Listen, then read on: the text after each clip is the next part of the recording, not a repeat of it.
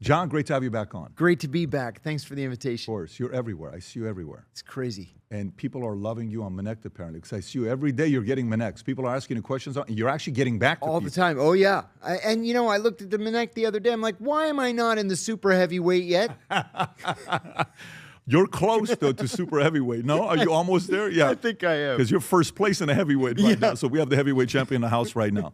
So I got a lot of things I want to talk to you about, especially with recent stories with SPLC that you saw that story broke. I'm curious to know what you think about that. The FISA thing, which is like, hey, Nixon, Carter, we thought we were going to get away, but now we're kind of like, well, let's keep it. I want to know why you think we're doing that, what the motives are. I have my own ideas of why I think we're doing it. I want to know what you think about it. And then you said something about the vault, which was like, what is this vault? What was it called? Vault 17 or Vault 7. Vault 7. I want to hear about Vault 7. And a few other things with the scientists. You saw the whole scientists where some of them are disappearing, suicide, or missing, or who knows? Like you can't find these guys. 4 of them being from NASA, and then JPL. The other 4 were from nuclear fusion and weapon, and then 3 are apparently high clearance security. Not really a direct contact. One of them recently, David Wilcox, who said he wasn't going to commit suicide in 2022 in a tweet, apparently just took his own life, which is pretty wild. But I want to get into one thing right off the bat. You were on a podcast, and my phone started blowing up. And I'm like, why is everybody texting me this? Look what John said about you. I said, John is about to get on the podcast. So, Rob, if you have the clip, I want to start off with this. I want to address it one by one by one. I want you to cover this for me. So you're on a podcast. I don't know which podcast this is, but whatever it is, I was texted by everybody with this. So go ahead and play this clip. I was watching Patrick Bet-David yesterday, and Patrick is a hardcore Zionist. He's Iranian. I don't think he's Jewish. I think he's like half Assyrian and half Armenian. Yeah. Hang on. But he's a hardcore Zionist, and not just a Zionist. He is a 1,000% backer of Reza Pahlavi to return to Iran and to assume the Peacock throne and blah, blah, blah.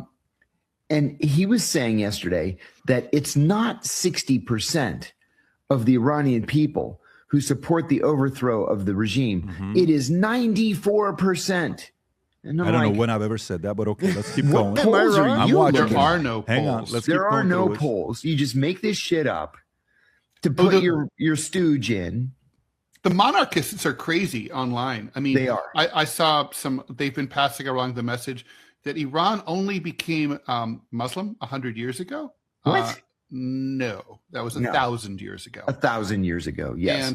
And I get that there are still Zoroastrians, and so now watch what I get all here, that. Which is the funniest part. Elliot Covert, Patrick Bet-David is Jewish? Okay, I stand corrected. I wasn't sure.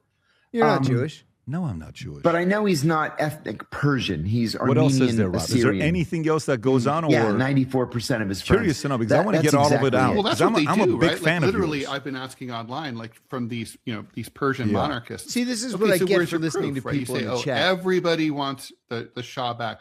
I find that very hard to believe, considering how brutal the Shah was, and the fact that he was overthrown by his own people. Right? I mean, it wasn't like he was cooed out by any foreign power. Quite to the contrary. So he, but yeah, they literally these Persian monarchists, they do polls of like. Is there anything else? And, okay, you can pause it right there. Walk me through this. Oh, I owe you an apology. No, but tell me this. It's not. I'm not. I don't want an apology. I enjoy talking to you. Last time we spoke, I think out of the 7 clips that we posted, 3 of them was upset Jews because it was comments you made that were bad against Mossad, and I thought it was very revealing. I thought it was great.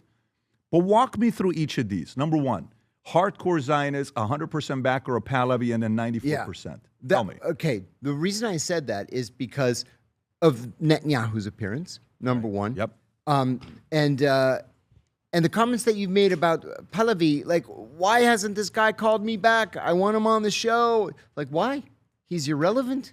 He's a clown. Why hasn't he called me back? I had him on the show 2 times. Yeah, but when you first invited him. Do you know why? Do you know what happened there? He's asking for help. Because the interviewer, the Iranian interviewer that interviewed me, is asking me, are you going to help him? Are you going to help Reza Pahlavi? And we're speaking in Farsi and English. And I said, no. He asked me for help. I never heard back from him. But I made some very bad remarks about the guy. Have you heard good. what I've said about them? No, I'd So love to. I don't know how you must not know how monarchists think of me right now. No, Do you know they I can't think I'm stand dead me wrong. today? Good. No, it's not good. I liked his father. I don't think he's a strong leader. He's not. He was following me. His wife was following me. His daughter was following me. Everybody unfollowed. The monarchists attacked They me because I called unfollowed? them. Oh, it is in shambles with me and that relationship. Rob, maybe play a Now, clip that's a of that's what a I said badge in the of honor. podcast. If you want to play that. That's a badge of You're honor. going to leave Iran and go camp. By the way, you know what's the biggest thing that Iranian people are saying? Hey, Reza Pahlavi, why don't you go to Azerbaijan and say a few words from there? Come closer to Iran. Show some stuff. He's not doing it. The one thing about Trump, let me tell you what was very crystal clear about Trump, about Milei, about Bukele. You know what it was? They're willing to do the legwork. They're willing to go out there. They're willing to pay a price. They're willing to drive. They're willing to work their tails off. It's very obvious. We, the market, said, who is this crazy Elvis-looking guy from Argentina? There is no way he'll ever win making out with people on stage. Guess what? He won. Who is this I owe you Bukele an guy that's in his apology. early, mid-30s? And by the way, let me give you what's going to be confusing. I have a painting of his dad in my house. So I'm a fan of his father. So this is not like a bash towards the family. No, of course. And so, but this is towards, I was Him as critical a of him person. because for 47 years he's been talking about he wants to have Iran be free, and he didn't do it. And Let's keep do in it. mind, a part of me is, that's the painting in my house. That's a 15-foot painting. His father's right in the middle. My criticism is of him. But I was watching it, I'm like, why? Did somebody tell you I'm a Zionist? Yeah. Did you? Who's that? It was in the chat. You No, see, but I was reading the chat. Did any other influencers that you go and do interviews with, did anybody whisper to you off camera, hey, be careful with Patrick, he's a Zionist? Yes. Who was that? Oh, I don't want to out him like that, but he said, "Oh, you're going on PBD." I said, "Yeah." He said, "Be careful. Patrick comes out swinging on Israel." Is this a big name? Yeah, it's a pretty big name. One of the biggest names? So then I know who it is. I don't want to out Was his family in the CIA before, maybe? him. I've got to stop. Okay. All right. But I want to apologize on the record Yeah. because I was wrong. Okay, so that and the Bibi side, because you know who's the only person in the world that interviewed Bibi and Nick Fuentes within 30 days? It's got to be you. It's only me. It's got to be. So you know what the problem is with me, John? This is the problem. The same people that want freedom of speech, that pitch it, Yeah. don't practice it. Yeah. What do I mean by that? They generally want to only talk to people that agree with them. Yes, it's the You and I echo don't chamber. agree on maybe a few things. No, which is but why I so love enjoy the it. conversation. Yes, I love me the too. conversation because my thoughts are, Alicia, just bring it to me. It's totally fine. My thoughts are, it's like, man, I don't know. He's a CIA guy. He must know more than I do. Oh, he has no. some experience. So I want to know. But No, the I'm wrong, and I apologize. No, let's go to the other one because I want to clear all of this up. Let's go to the one about when you said 94%. I'd love to know when I said 94%. Rob, can you take one of the language learning models? Matter of fact, why don't we do both of them? Take ChatGPT and do Grok and ask a question. How do you want to pose this question? What percentage of Iranians don't support the IRGC? What percentage of Iranians don't support the IRGC? Okay, ask the same exact question. So what we'll typically do is we'll ask different and we'll go do our own and then we'll look at the numbers that's being given. Okay, Wow. this is which one? What does it say? Around 80 Grok. to 92% of Iranians appear to not support the IRGC based on available polls, supportedly like them. The direct polling on the IRGC is challenged and due to Iran repression, surveillance, and self-censorship. Okay, great. Leaked internal Iranian government poll 2025 commissioned by the presidency, a confidential report found 92% of Iranians hate the regime. And that's from Yahoo, explicitly including Supreme Leader Khamenei and the IRGC, not just specific officials or policies. This was cited by Iranian experts and aligns with widespread dissatisfaction. Gammon is the one that I saw. By the way, I haven't even seen the one above that we're reading for the. Go to the Gammon one. Gammon says what? Independent Arts online poll 10,000, 13 to 14 have confidence in the IRGC, so that leaves another 86. And what does it say? Broader regime rejection. Only about 15 to 20% want Islamic Republic to continue. 70 to 80% favor regime change or major transformation. High agreement, 70% with designating the IRGC as a terrorist organization in Iran. Can you go to the, is this ChatGPT or Grok? That was Grok. Okay, This let's is see what ChatGPT. ChatGPT says. Zoom in a little bit. Okay, so direct IRGC split 2019 Maryland poll, 80%. Maryland, Iran POC, so that's Maryland, so you can criticize that because that's from here, 80%. Gammon is the same one. I think Gammon is from Netherlands, 71% of Iranians oppose, 20% support. So you see what numbers we're repeating. Yeah. We're repeating reports that are coming in. So it's not a... You're right, and I'm wrong, and I apologize. No, I appreciate that. And the last one I want to show you, which is crazy, to get this out of the way so we can have our conversation, is do you know who I brought on the podcast who never agreed to go on the podcast with anybody? And when he came in, he was the most suspicious guy here looking at me saying, why do you have me on the podcast? You know who it was? No, who's that? The co-founder of IRGC. No. That guy right there. Mohsen Sazegara. Okay? Do you know who he was? How did I miss that? So check this out. I'm gonna show this for you. So if you go a little bit lower to see who he's the founder of, go a little bit lower, put IRGC, arrest, Can we find the IRGC there with him and Khomeini? Okay, right there in the middle. There he is. An Iranian journalist and political. He was the founder of the Islamic Revolutionary Guard Corps after the Iranian Revolution. He was the guy. It was between him and Khomeini that started the IRGC. My God. He would do the intro to all the tapes where they would send in for Iranians to listen before the revolution happened to pin Pahlavi's people against him. This was the voice. Wow. Then you hit Khomeini. I had him on the podcast. And the claim was that Savak killed 100,000 people. Now, keep in mind, he's the propaganda guy. Sure. That's at Savak, which is, The intelligence service. Pahlavi's CIA, Pahlavi's Mossad, right? Right. At the end of the podcast, I wanted to ask him, it's been 40-something years now. You were involved. Was it a lie that Shah killed 100,000 people?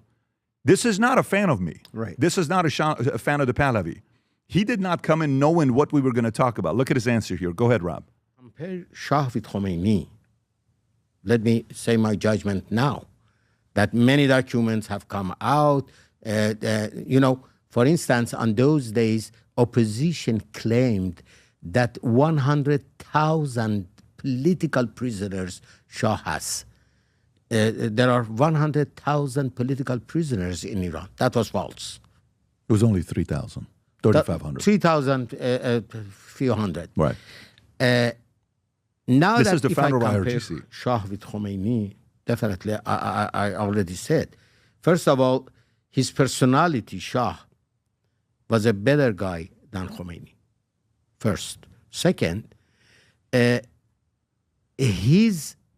what he did for Iran, because that he believed in, modernization of Iran, was definitely better than Islamic Republic. As I said, You can pause. I would suggest if you want to watch it, watch it. It's fascinating because it's a little back. absolutely will. I'll text it to you. I think you'll enjoy it. But these are my positions. My concern is, John, people that have had good relationships, there's this one guy that I think he's the head of the snake, that behind closed doors is creating division and creating rumors and stories about, and he's a very influential guy. Could be the same guy that told you stuff about me. Very heavyweight guy. Very, very heavyweight guy. I think we're talking about the same person. If I tell you I've heard 10 people that he said stuff about me behind closed doors, that's a small number.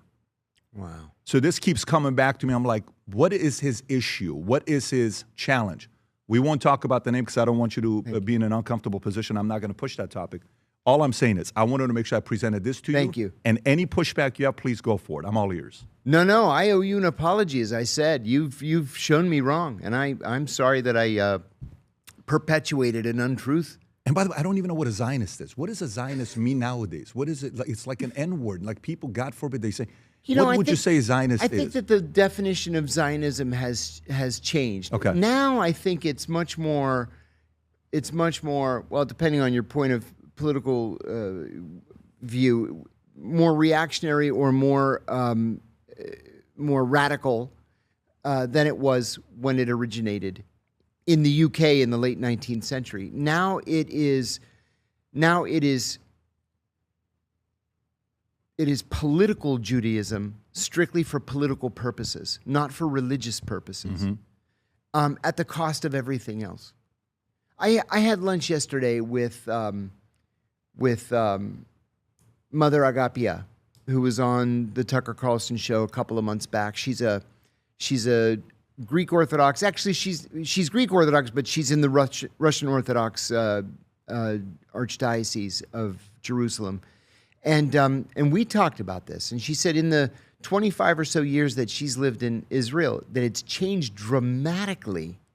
And she said it's changed dramatically because of politics. The religion hasn't changed in thousands of years. It's the politics that have changed and have made it so difficult. She asked me when was the last time I was in Israel. I said 2022 was the last time I went. Just a few years ago. Yeah, a few years ago.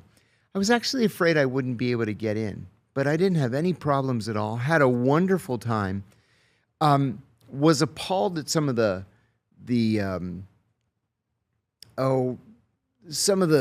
social situations I saw in the West Bank. I've never been to Gaza. I've never seen it with my own eyes. Didn't have a desire to go, on my own. And it's dramatically worse just since 2022. Dramatically worse since for 22. For Palestinians, yeah. Okay. Yeah. Got it. Yeah.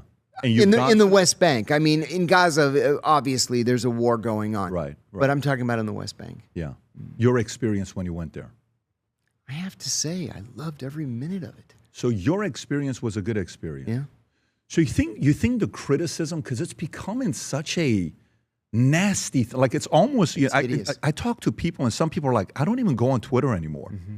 I actually dropped. I mean, I have a guy that runs my Twitter, but I don't go on Twitter anymore. Yeah, because it's almost like each of the social media accounts, they have their own nasty bots that you attack and do. It's part of the game. You can't have an opinion, not expect people to push back. The moment you say, I believe LeBron James is the worst GOAT of all time, you're going to have people that are going to debate the moment you have an opinion on that. But I think I'm right. I think he's the worst, greatest athlete of all time because he whines so much and he bitches so much. And go ahead and talk about it. Watch the comment section, right? So we can't be like, oh my God, don't call me out. It's unfair. I feel bad. I don't think that's the problem. We deserve to be called out. Mm-hmm. Like we deserve to, like what we just did right now. Hey, you said it. Great. I addressed it. I apologize. Great. We move on and we can have our own conversations together. I just think it's creating division. I just think it's creating a level of divisiveness. So do you think a part of it is that guys are afraid of others getting paid? Like, would you trust people that are getting paid from a government you don't trust? So let's just say some influencers are getting paid from AIPAC or Israel. Some influencers are getting paid from Russia. Some influencers are getting paid from Qatar. Some influencers are getting paid. You think that's what the fear is, where the market believes that people are paid mouthpieces, that you don't trust them? I think that's probably a part of it. But I think that the other part, and a very powerful part, is professional jealousy. Yeah, I think I feel very strongly that a lot of this is professional jealousy. I hear it about you. I hear it about Tucker. I hear it about Sean Ryan. People are jealous. They're jealous of people's success. And, what easier thing to do than to just go on Twitter and start yelling about somebody? Yeah. There's an influencer. I'm not even going to say her name because she doesn't deserve for her name to be said, who just out of the clear blue sky attacked me viciously a couple of weekends ago. I was never important enough to attack. And I've never met this woman and just came out and attacked. And heavyweight or middleweight? Heavyweight. So it's a heavyweight. Okay, yeah. Got it. Yeah. And I'm a communist. I'm decidedly capitalist, first of all.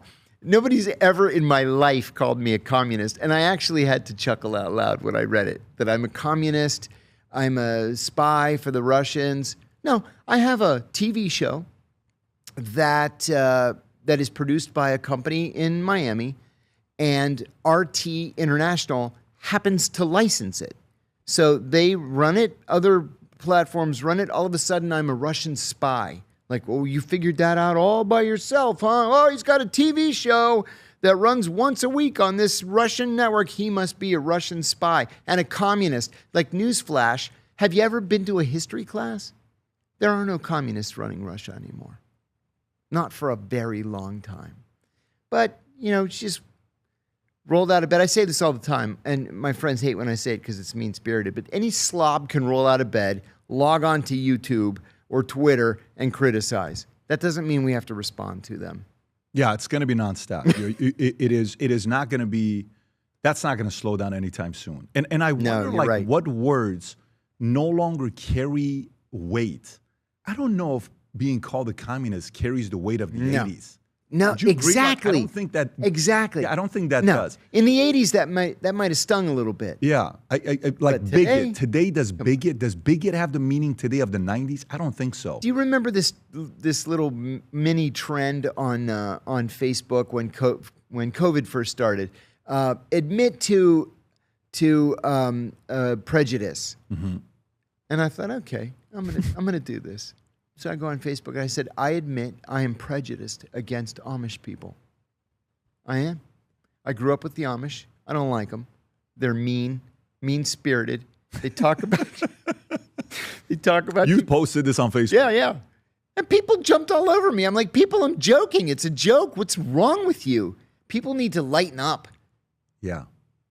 But Yeah, this is the current situation we find ourselves in. We are.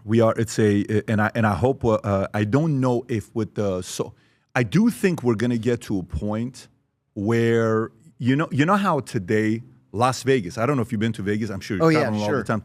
Vegas isn't what it used to be 20 years ago. Not a chance. You go to Vegas, it's like it's a freaking ghost town. Like it used to be packed. Yes, it did. You know, and then you see the stats where they're saying, why is Vegas having a hard time today? And you'll see numbers where they're saying Vegas is having a hard time because kids are no longer drinking alcohol like they used to. Going and hooking up today, I don't need to go to Vegas. There's Tinder. So Yeah. everything Vegas offered, I now have access locally, and I'm no longer interested in drinking alcohol like a lot of, maybe I did back in the days.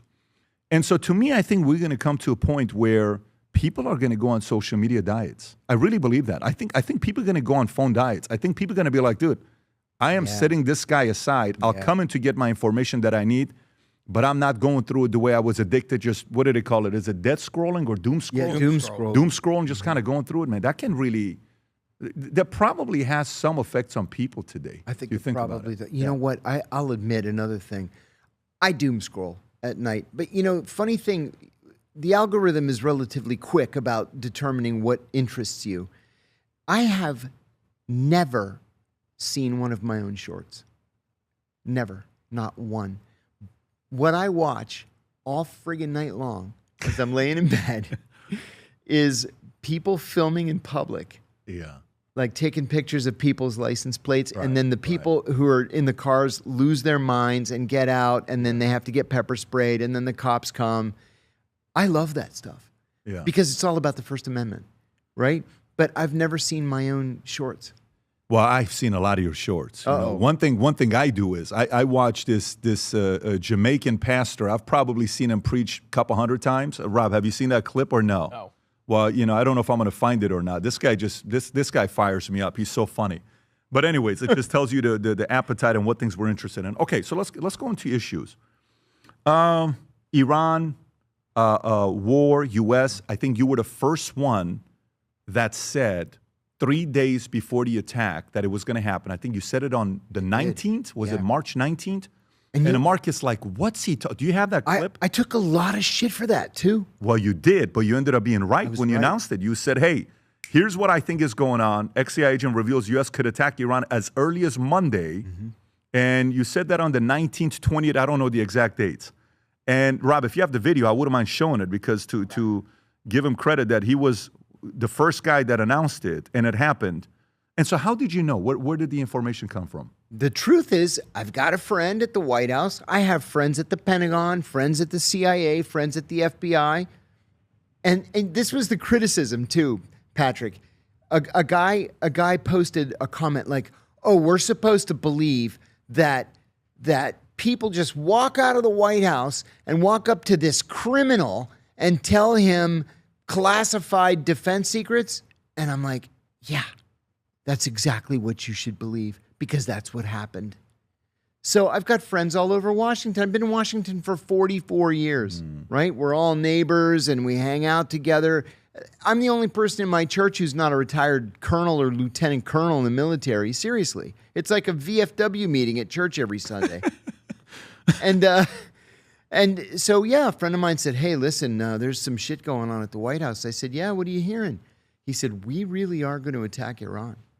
And Is this a CIA guy or no? Is this a I should probably protect his just if it's military or intelligence? military. Military, okay. got it. Military. And he said Yeah. we're probably going to be attacking on Monday. And I said, well, wait a minute. I said, I've been really hedging my language here. And what I've been saying, this is what I told him. What I've been saying is one of the very first lessons that I learned at the CIA is that if you want to determine American military intentions, watch naval movements. You know, we can fly troops out all over the place. It doesn't make any difference. If you're going to send an entire aircraft carrier strike group, you mean business. If you're going to send 2 of them, you're going to war. And we sent 2. And that was the determination I made. Interesting. So that was given to you. Is this it, Rob? Yes, sir. Go for it. I have a friend, former CIA officer, who was at the White House this morning talking to his friends. And he says that a decision has been made to attack Iran on Monday or Tuesday. The president yesterday gave the Iranians 10 days to accept our proposals for an end to their ballistic missile program, an end to their uranium enrichment program. And it's pretty wild. So let me ask you, when normally, because you're in the community and people talk, right? Like I'm in the financial industry. I was no longer. I sold my company almost 4 years ago. You still people have talk, friends? for sure. So when that happens, because there's 2 different ways of leaking information. The one information is leaking where it's like, talk about it, drop it. One information is, John, please don't say this to anybody else. Right. Which one was this? I think this was, please don't say this to anybody else, to him. To him. Because this was real military planning. He panicked and said something to me. But you're exactly right. There are 2 different kinds of leaks. First of all, the White House and the Pentagon leak like a sieve. But usually those leaks are authorized leaks. Let's get an idea what public opinion's going to be. That's right. Let's just see what the networks say That's right. if we do X. Yep. That's not what this That's been happening for decades. This is Oh, my just God, don't tell yes. anybody, and you ended up sharing it, and then ended up being right. So the guy, and this isn't Joe Kent that you were talking. Oh, no. I've Joe never don't met have Joe Kent. You and Joe don't have a relationship. No. That would be an interesting podcast of the 2 of you guys. I would talking to enjoy one that another. very much. Because you know what I did, as soon as he went public, I called a producer that I know, and I said, any chance you have Joe Kent's contact information? Because I'm a member of this group called Veteran Intelligence Professionals for Sanity, VIPS, and we wanted to give him it's called the Sam Adams Award for Integrity and Intelligence. And so she sent me his info, and we gave him the award. beautiful. But I've never spoken to the man. So what do you think where we are now? So if that was then that this is happening, is there any talks today of this coming to an end? Because there was supposed to be a ceasefire. All right, let's do ceasefire. I don't know if both sides committed to the full ceasefire, but let's just say it was a cease-ish fire that they did. Yesterday at 4:45 in the morning our time, Iran attacks 3 ships. They seized 2 of them. One is from Panama. I think one of them's from Greece, if I'm not mistaken. I think it is. So they take that, and then President Trump is like, the ceasefire is continuing indefinitely. What does that really mean? The negotiations are going back and forth. Where do you think we are today? I think the situation is unique because Donald Trump is president. Donald Trump has this innate ability to spin things better than any previous president, I believe. I could actually see Donald Trump saying in a nationally televised announcement, we won, it's all over, we're coming home. I could see that happening. I'm not saying it's going to happen tomorrow, but I could see it ending that way. Now, with that said, I think that this is one of those times where we need to let the diplomats do what they're trained to do. We have not made great use of the Omanis. We've not made great use of the Qataris or the Algerians. I mean, these are all countries that we work through over the course of decades to carry out diplomatic communications with Iran. I think the bottom line is we have one idea of what we want from Iran, but the Israelis have a different idea. You notice, for example, the president announces a ceasefire in Lebanon, and boom, 24 hours later, the Israelis bomb. It's because we have competing interests. You know, there's this old saying in Washington, there's no such thing as permanent friends, just permanent interests. Well, our interests diverge with those of the Israelis on some of these issues, specifically Iran and Lebanon. So I think really, Patrick, the bottom line is at the end of this, we're going to end up with something that looks very much like the JCPOA. And we're just going to say, we won. It's all over. We have this agreement. Peace is at hand. I think the real sticking point is going to be what to do with the uranium that's already been enriched, even if it's only 60% or 80% or whatever it is it happens to be. The American position is that they have to give it to us. The old position was they could transfer it to China, the United Arab Emirates, Saudi Arabia. We've changed our position on that. It has to come to us. They won't send it to us. That's going to be a sticking point. But otherwise, you know what? I think that this conflict has also brought to light some American weaknesses. And I think the most important one is that the conflict has pushed the Iranians deeper into the embrace of China, Russia, and India. All four of them are BRICS countries. We also know that there are rumblings of a unified BRICS currency. It's probably 30 years down the road, but it's going to happen one of these days. I think this conflict is going to make it happen a little bit more quickly, and that's going to further weaken the United States. So if, for example, the international community either drops the petrodollar or begins buying oil in yuan, we're screwed. It's going to have a long-term deleterious effect on the American economy. And I think that this conflict pushed things in that direction. Yeah, and behind closed doors, China apparently got caught sending a ship. Yeah. Where the president said they send them a gift. What's in the gift? Well, it's a secret. I can't tell you what's in the gift, but it was what? Chemical, missile, weapons, you know, kind of helping them out to have some missiles to defend themselves. That's right. So, you know, we've always known they've been close because when China signed that 25-year deal with Iran, I don't know what the number was, $400 billion, $300 billion. It was a big number. We've always seen them being close and Iran being close to Russia because Iran would sell their, is it Shavit drones, the drones that they make? They pump those drones out like nobody's business. 20,000 a pop. So it kind of reminds you of what happened with Ukraine and Russia, where Ukraine was attacking with their small drones, and they're the best producers of drones. So you see similarities there. But the difference is Ukraine was protected by NATO. Right? So, and us, because it was under Biden, so they got so much money and funding. So Russia had to kind of sit there and say, what are we going to do here? That's why everybody's so shocked at revelations that the Russians and the Chinese are giving the Iranians targeting information. Of course they're giving them targeting information. Not shocked. We give the Ukrainians targeting information. Right. The Russians did this to us in Vietnam. Yeah, but the difference is, what you said is very important. You said the difference is the Trump effect, right? He knows how to negotiate. If there's anything we've learned from 2016 to 2026 in choosing presidents, if you ask somebody a question in 2000, what qualities do you want in a president? Top 5, they would say diplomacy, you know, being presidential, you know, great orator. I don't know what else you put in there, right? You would probably put a few different things, you know, good understanding of foreign affairs and all this stuff. You know what people are realizing from 16 to today? Negotiation skills.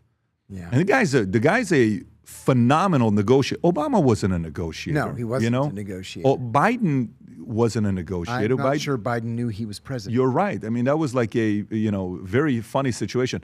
So so the part becomes Trump uses the pulpit to speak to his allies and enemies.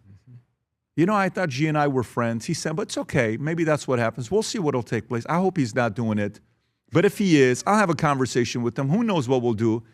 I have to add, too, the Democrats have consistently underestimated him. They treat him like he's an idiot, like he's some kind of a buffoon, and he's not. He knows exactly what he's doing. Do you still support him? Do you still support him? Do you think he is? You know, if no camera's on, we're at a place, no one's famous, people you trust, Would you say you're happy he's your president today instead of anybody else? Yeah, I would say that. Okay. I would say that. I have very strong feelings about the Democrats. They're strongly negative, is what they are. I believe that behind the smiling faces and the advanced, college degrees, it's just a cabal of criminals coming out of that Obama administration and extending into the Biden administration. Yes, the Trump administration has had problems too. But, for example, when Kash Patel was named FBI director, I celebrated because the FBI is broken and it needed to be torn down to its studs. Same with the CIA. Now, that hasn't necessarily happened, but at least the idea was there, the thought was there. And instead, it's the Democrats that have become the party of the status quo. It's the Democrats that have become the party of the deep state. And we need to shake things up. I've been in Washington for 44 years, Patrick. I moved to Washington the week after I turned 18 years old to go to college. And back then, Democrats and Republicans used to live in these group houses up on Capitol Hill. They'd play poker on Fridays. They'd go to church together on Sundays. Everybody was friends. 44 is what? What year is 1982. Wow. So this is pre-Reagan. It was when Reagan was first elected. He had been president for a year when I moved to Washington. What a time to move to D.C. I'll say. It was so exciting. A time to move to D.C. Oh, my God. And I'll tell you a funny story. Don't think less of me. It was really cold one night, and I wanted to go for a walk. And nobody would go for a walk with me. I was going to GW University, George Washington University, 3 blocks from the White House. It was December. It was cold. Nobody wanted to go for a walk. So my girlfriend said, okay, I'll go for a walk with you. So we walk around the White House when you could walk around the White House. Now it's impossible. But we noticed that the West Gate was open. And I said, oh, something's going to happen. Let's stand here for a second. And sure enough, Reagan pulls out in the presidential limousine. He's going, as it turned out, he was going to the Kennedy Center for the Kennedy Center Honors. I thought that I hated Reagan at the time. I was 18 years old. But it's the president of the United States. So I started to applaud. Even though you hate him at the time, because you were liberal at the time. He's the president. I was liberal at the time. He's the president. I started applauding him. They stopped the limousine, and he rolls the window down. Stop it. Mm-hmm. I got chills. Look at this. Stop. I got chills thinking about it. And my girlfriend's like, oh, my God. And so we said, keep up the good work, Mr. President. Even though you're not for him. And your girlfriend, I'm assuming, is also not Afterwards, she's like, you can't tell anybody that this just happened, right? I said, I can't believe he stopped the car. Story. Did he step out or No. did he pull down the window? It was freezing cold. He just rolled down the window and he said, thanks for your support, like that. Wow. And then 18 years old. years later, my brother's visiting me from L.A., and we're walking down Constitution Avenue. There used to be like a little tiny Barnes & Noble in the National Press Club at, 14th and Pennsylvania Avenue. So we're walking down the street, and we noticed 2 limos parked there. And my brother said, oh, I wonder who this is. I said, it's probably a cabinet member. You see him around town all the time. And he says, well, let's wait. I want to see who it is. I'm like, okay. So we're standing there. And then out of the Barnes & Noble comes Bill Clinton with Chelsea. It's a Sunday morning. They just went in to buy some books. And I didn't know what to say. So I just shout, keep abortion safe and legal, Bill. You didn't say that. And he goes, I'm trying. And he comes over and shakes hands. By the way, he is the smoothest out of all of them. Oh, I've got some Clinton stories, man. Do you? Like face to face? Face to face from my CIA days. What happened? Oh, my God. I was assigned to the American Embassy in Athens, Greece from 1998 to 2000. This is immediately after the Monica Lewinsky scandal. Was Woolsey the CIA, the director of CIA? Woolsey had left. Because he was only there for 2 years. Yeah, he left in 94. Okay, so that's after. Right. Got it. And was replaced by John Deutsch, who was horrible. So we get this notification from the White House, the president's going to come to Greece. We ask, the ambassador asked him, it was Nick Burns at the time, please don't come on the 17th of November, because 17 November is the name of the big terrorist group that's active in Greece, because that's the day that the military attacked the Athens Polytechnic University, killed dozens of students. He comes right on the 17th of November. It's like the worst possible day of the year. But anyway, the ambassador had us pull jobs out of a hat. Like literally, he had a hat and with jobs written on scraps of paper. I was the luckiest guy, hit the lottery that day. I pull out, my job was to be the note taker in the president's meeting with the prime minister. So the meeting is at the Intercontinental Hotel in the presidential suite, almost the entire top floor of the hotel. And it's Clinton, Secretary of State Albright, National Security Advisor Berger, the ambassador, and me. And for the Greeks, it was the prime minister, the defense minister, the foreign minister, and the Greek note taker. So we go there. There was a table almost the whole length of the room, just covered in food and coffee and tea and drinks and anything your heart desired was there. So everybody comes in and they sit down. I'm standing against one wall with my notebook. The Greek note taker is standing against the opposite wall with his notebook. And the president says to the prime minister, can I offer you a cup of coffee, a tea, something to eat? No. And this one says no. President offered a prime minister. Yeah. And then he turns to me and he says, may I offer you something to eat? I said, oh, no, thank you, Mr. President. I'm good. And he goes, oh, are you with me? And I said, I got it. I said, yes, sir, I'm with you. And he said, I thought you were Greek. And I said, I kind of am, but I'm not, but I'm with you. So I'm ready to take notes in this incredibly important meeting. And it's, we love you. You love us. We have lots and lots of Greeks in America. They own all the diners. They're all successful. You're the birthplace of democracy and mathematics and medicine, and we love you. And then the Greeks are like, we love you too. When our economy couldn't handle all these Greeks in the 20s and 30s, they went to America and you gave them a chance, and we love you. And I'm like waiting for something important to write down. There's nothing. So at the end of it, everybody stands up. They all shake hands. Clinton hugs everybody, and they leave. Then Clinton walks out with Albright. I'm sorry. Yeah, that's right. And then Berger walks out with the ambassador. So I walk out after them. I'm standing about 2 feet away from Clinton and Albright. They finish their conversation. Albright goes to the other two. So I'm just standing there 2 feet away from Clinton. And just as she walks away, the elevator at the end of the hall opens up and Hillary walks off with Chelsea. Story's about to change. She has this puss on her face like this. She walks right up to us. And one thing about Clinton, I noticed it from the very moment that I met him. He hates silence. He wants to be joshing and joking and laughing and telling stories. And she's just standing there looking at him. And so he says, we sure had a good time at the Parthenon this morning, didn't we, Hill? She's just staring at him. So he repeats himself. We sure had a good time at the Parthenon this morning, didn't we, Hill? And she says, Jesus Christ, Bill, it's raining all day. I'll be in the room. And she walks between us. And I'm looking at him like, you poor man. Wow.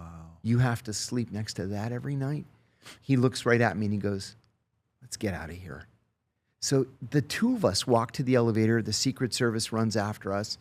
And then everybody else files in. We go down to the basement. There are 500 screaming women from the Greek American Business Women's Association.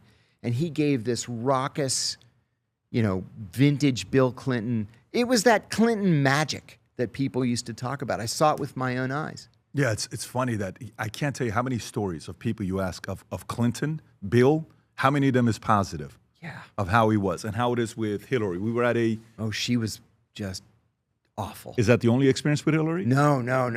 I encountered her a number of times. After I left the agency, I was the chief investigator on the Senate Foreign Relations Committee. And she had just left the committee to become Secretary of State. So she used to come back all the time. And she was impossible. Impossible. I mean, they all are at that level. John Kerry was the one who, see, now you got me on a roll. I'm going to be criticizing everybody. But John Kerry hired me just as he became the chairman in January of 2009. He called me and said, I'm going to reconstitute the investigative function at the Senate Foreign Relations Committee. Would you like to be the investigator? And I said, I'd love to be the investigator. So he said, I want to make an impact. We want to, root out wrongdoing. I said, great. Nothing could have been further from the truth. And I'll tell you why, if you don't mind me rambling on for a moment. Before I went up to the Hill, I struck up something of a proper friendship with Mac McLarty, who had been Clinton's chief of staff. Mac had partnered with Henry Kissinger to make Kissinger-McLarty Associates. That became McLarty Associates, and Mac gave me an office in his suite of offices. It was a very generous thing to do. So Bill Richardson, the former governor of New Mexico, congressman, secretary of energy, ambassador to the United Nations, he was also at McLarty Associates. And Bill and I totally hit it off. I loved this guy. I even voted for him for president after he dropped out of the race. Stop it. I did. He's just a wonderful guy. He passed away now, but he's a wonderful, wonderful man. So he came up to me one day and he said, hey, listen, can you keep a secret? I said, of course. And he said, I invited Obama to my house to watch the Super Bowl. This was in January of 2008, before the primaries. He said, at halftime, we went for a walk. And he had like 1,000 acres of wasteland out in New Mexico. So he says, Obama, he put his arm around my shoulder and he said, Bill, if you endorse me and you bring the Hispanics, Secretary of State. And I said, oh my God, that's fantastic. It's what Richardson always wanted. He said, I want you to be my deputy chief of staff. I said, done. I want to be ambassador to Greece in the second term. And he says, yeah. He says, great. Everybody's going to have a good time. We're going to make an impact. I said, great. I run home. I tell my wife, oh my God, I'm going to be the deputy chief of staff at state. So fast forward a year and Obama wins the election. And I'm in the shower one day. I get the radio going to listen to the news, and they said, former Secretary of Energy Bill Richardson was named by President-elect Obama today as the Secretary of Commerce. Not state. So I go into the office, and I go, Mr. Secretary, congratulations. And he comes up to me, he goes, what the fuck do I know about commerce? And I said, no, you're looking at this wrong. We can make this into something. There's the Foreign Commercial Service. There's the International Trade Representative. Tough it out for 4 years. You become Secretary of State in the second term. This is good. We can make this work. Week later, he quits. Just drops out. Okay, so fast forward. What do you mean he drops out? He dropped out. He was never Secretary. Withdrew a month later as he was being investigated for possible improper business dealings. Yeah, they never indicted him. Wow. There was always this rumor that he had done something improper. Nobody ever could vocalize it. So I go to Capitol Hill. I become the chief investigator in the Senate Foreign Relations Committee. And one thing about John Kerry always thought, that he was smarter than everybody else. And so his speechwriters would write these speeches, and he would always go off script and just start winging it. And he always made himself look foolish. So I go with him to this speech at the Brookings Institution. And he's given the speech, he's reading the speech, and then he goes off topic and he says, I was supposed to be the Secretary of State. I invited Obama over to my house at Christmas. Stop it. And he says, we went for a walk after dinner. Kerry's saying this. And he says, Obama put his arm around my shoulder and he said, John, if you endorse me and if you do it before the Kennedys do it, Secretary of State. And he says, I got screwed out of it. I was supposed to be Secretary of State. So I'm in the front row and I'm going like this. To him? Yeah, like discreetly. Like you're off topic and this is not an issue you should be talking about in public. So afterwards he says, I know I shouldn't have said that story. And I said, Bill Richardson has exactly the same story. I said, Barack Obama promised 6 people that they would be Secretary of State. That's the kind of person he is. He duped all of you guys. Wow. Yeah. So it's not like he was telling Bill's story. It's that Obama told this to a bunch of people and didn't keep the promise. Nope. He lied to everybody. Unfreaking believable. Now you wonder how much of that is a pattern that happens often. I wonder. Or if it was specific, Him. if he's some kind of sociopath. But I'll tell you, the reason why I started telling you the story is as the investigator, he wouldn't let me investigate anything because he didn't want to piss off Obama. He so desperately wanted to be Secretary of State. So I'm doing like the Dashti Lele massacre in northern Afghanistan. I go to Afghanistan, I go to Dashti Lele, they're like bones sticking out of the ground, still have the clothing on them. I come back, I'm like, we have to investigate this. He's like, you're going to kill that investigation. I said, Senator, you're the one who told me to go on the investigation. Well, you know, it happened a long time ago, and all these years have passed, and it's time to look forward. And it's like, okay, all right. And then somebody emails me and says, hey, in the new American passports, they have these smart chips in them. I said, yeah, the chips are made in China. I said, seriously? Yeah, you have to investigate it. So I investigate it. I go to state, I go to the manufacturer. All the chips are made in China. And the passports are assembled in Thailand. They're not even assembled in the United States, American passports. So I write up a memo, and I said, look, this is potentially a problem. I'm not saying the Chinese have hacked into our passports. I'm saying that this could be a problem. Maybe, just maybe, we should manufacture our own passports in the United States. He's like, don't release that investigation. I said, why not? Well, we don't want to embarrass the White House. I'm like, are you going to let me do anything? I ended up resigning after 2 years. He wouldn't let me do anything because he wanted to be Secretary of State. Yeah, I mean, he almost became a president until he did Sure the did. flip-flopping thing. What was it? Yeah. He went to one place. I don't know when it was, but it was the flip-flopping where it's like, it's over for this guy. He Yeah. gave 2 different messages. He did. Was he going And against Bush? He was going against Bush, right? Bush in 04, Right. and the only reason he didn't become president was Ohio. It was that close. Didn't they go to Yale together? Weren't Yeah, they went to Yale They went together. to So what an interesting matchup for both of them to be part of the Skull and Bones. And Yeah, at the same time. And funny enough, because Kerry was supposed to be such an intellectual, Bush's grades were better than Kerry. Bush's grades were better than Kerry. It was like an inside joke for us. Let me tell you one other John Kerry thing. The first time I met him, he called me and invited me to come up to the office for a conversation.